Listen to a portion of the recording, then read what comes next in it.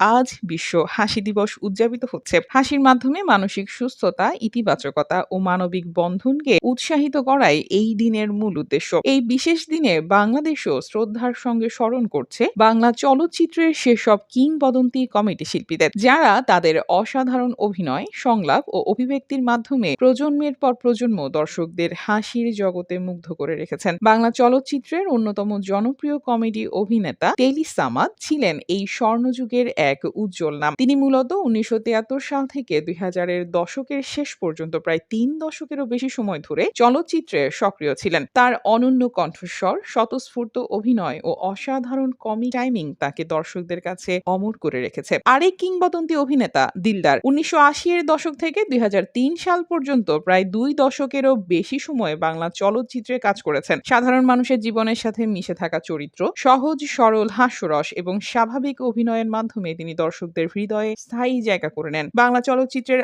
আরেক দিকপাল এটিএম শামসুজ্জামান ছিলেন একাধারে অভিনেতা, লেখক ও গল্পকার। তিনি ১৯৬০-এর দশক থেকে ২০১০-এর দশক পর্যন্ত প্রায় ৫ দশকেরও বেশি সময় ধরে চলচ্চিত্রে অবদান রেখেছেন। কমেডির পাশাপাশি শক্তিশালী চরিত্রাভিনয় এবং সামাজিক বাস্তবতার প্রতিফলন তার কাজকে আলাদা উচ্চতায় নিয়ে গেছে। এই শিল্পীদের যুগে বাংলা কমেডি ছিল চরিত্র নির্ভর, সংলাপ নির্ভর এবং থিয়েটারধর্মী অভিনয়ের এক অনন্য মিশ্রণ, যা শুধু হাস্যরস নয়, সমাজের বাস্তবতাকেও তুলে ধরত। আজকের বিশ্ব হাসি দিবসে তাদের অবদান গভীর শ্রদ্ধার সঙ্গে স্মরণ করা হচ্ছে, কারণ তাদের তৈরি করা হাসির ঐতিহ্য আজও বাংলা চলচ্চিত্র ও দর্শকদের হৃদয়ে জীবন্ত।